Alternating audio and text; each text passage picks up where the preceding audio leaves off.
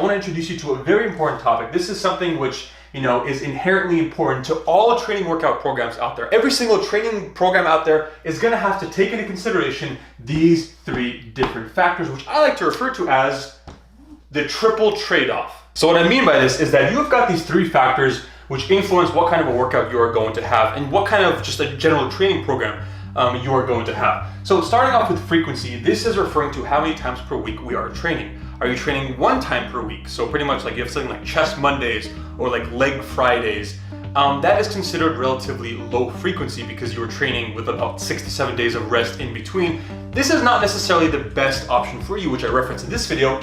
That video kind of explains why having lower frequency is not necessarily the best option for you because your body, your central nervous system, your muscles, unless you are doing something ridiculous, like we're saying like I'm gonna go to the gym and lift like 225 with the bench press for 1,000 reps or something, or I'm doing some crazy challenge, or I'm doing some crazy 1 rep max. Aside from those rare instances, for the most part, your body is fully recovered and ready to go within about, generally speaking, 3 to 4 days. So if you wait 7 days, why are you doing that? You could have worked out again. You were essentially working out once a week when you could be training twice a week, added up to the course of a year, and you've missed out on 52 workouts for 52 weeks. Congratulations, you're getting half the gains that you potentially could be getting. However, volume is also important as well. What I mean by volume is how long are you in the gym for and how many total sets you are doing. Something which is a very high volume workout would probably be like, we're talking high 20s or potentially even 30 plus sets. So let's say you do like 3 sets and you do 10 exercises.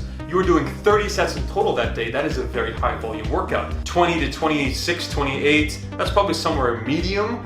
And then anything less than 20, we're talking like 12, 14, 16 sets in total. Maybe you're doing like 3 exercises and you're only doing 4 sets each for 12 total sets. That's considered relatively low volume. And finally, intensity. This is one that's not as easy to quantify. It's like how many times per week do you work out? How many sets do you have? And here it's just like, are you working hard? That's it. There's no real way to, quantify this. I mean, I could sit here and talk about like percentages of your 1 rep max, but going beyond all that, because that's not a perfect system.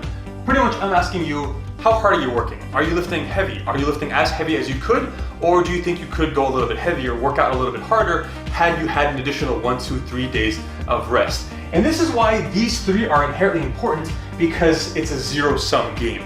You can never add frequency, add volume, and add intensity at the same time.